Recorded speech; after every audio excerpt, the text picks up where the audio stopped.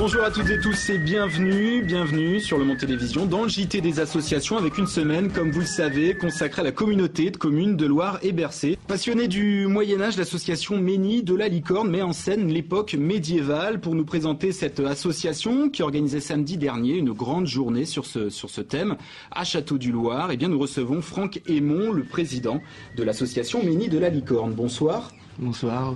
Comment allez-vous? Très bien, très bien. Alors, que s'est-il passé samedi dernier à Château-du-Loir avec l'association? En fin de compte, c'était une organisation en partenariat avec la ville de Château-du-Loir et le CC. Donc, nous avons fait des animations tout l'après-midi pour le public, adultes et enfants, sur différents thèmes, l'héraldique, la calligraphie, l'initiation aux couleurs, la danse, bien entendu.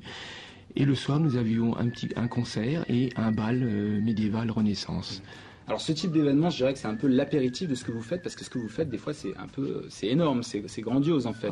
Oui, c'était une petite animation, je pourrais dire, parce que c'est vrai que nous avons souvent l'occasion d'aller dans des fêtes immenses, assez grandes, où on peut avoir 15-20 000 personnes, comme par exemple à Chinon, on était parti 5 jours, avec tout notre campement qui représente à peu près 600 à 800 mètres carrés.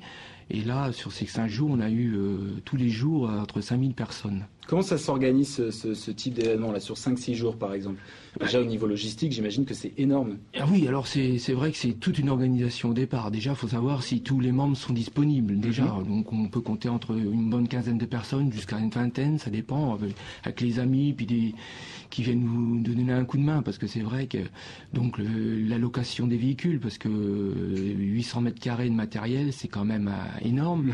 Donc il faut savoir que nous avons une berbère qui fait 50 mètres carrés, où on met un scriptorium dessous, on a la cuisine, la logistique pour 20 personnes sur 5 jours, c'est phénoménal. Il faut savoir qu'il faut la garder au frais, il faut faire la cuisine, il faut savoir ce qu'on va faire pendant ces 5 jours au niveau cuisine, bien entendu, le mobilier, les temps. Spectacle, j'imagine aussi.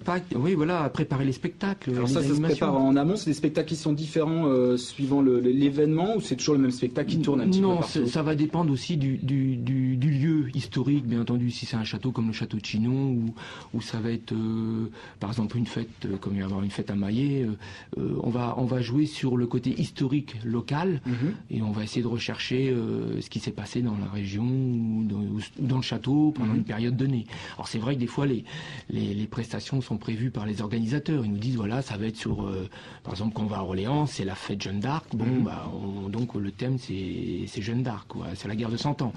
À Chinon, pour moi c'était sur Philippe Auguste.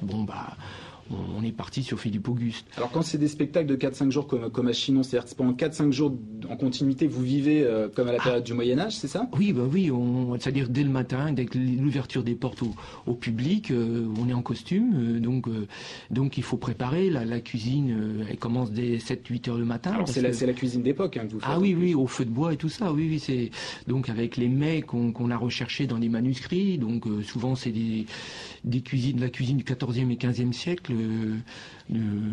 Donc c'est vrai que tout ça c'est préparé longtemps à l'avance, quoi. J'imagine qu'il faut être réellement passionné pour organiser ce type d'événement, pour faire ce type de spectacle. Comment on tombe dedans, j'ai envie de dire? Comment vous êtes devenu passionné de cette époque? Je crois que vous avez fait les beaux-arts au départ. Oui, je faisais les cours de beaux-arts le soir. J'ai toujours aimé tout ce qui est dessin, art graphique et tout ça.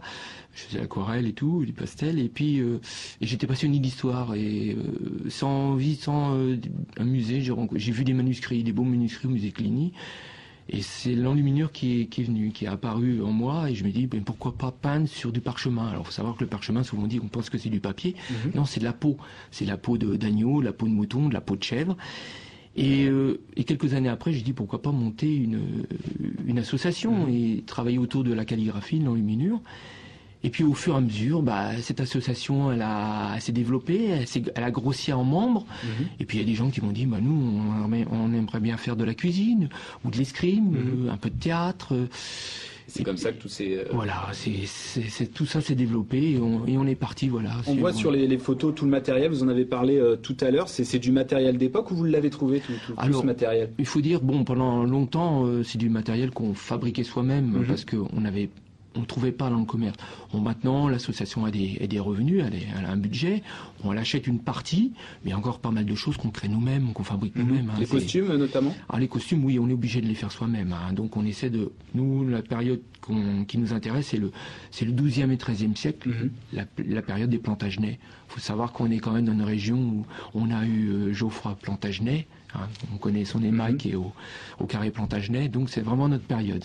Très bien, je vous remercie beaucoup. Donc il y a d'autres événements qui sont prévus au Maillet, à Saint-Calais. Oui, Maillet, Saint-Calais, Chaussons-Pommes, aux Lunes. C'est une fête Renaissance, mais on participe parce que la cuisine, elle a peu évolué jusqu'à la Renaissance. Et puis on va aller dans le Loir-et-Cher, on va dans d'autres départements. C'est vrai qu'on se déplace un peu partout. Beaucoup de choses de prévues. Merci de nous avoir accordé votre temps. Je rappelle votre site internet et le numéro de téléphone de l'association apparaissent en bas de cet écran. On retrouve les news et on se retrouve juste après.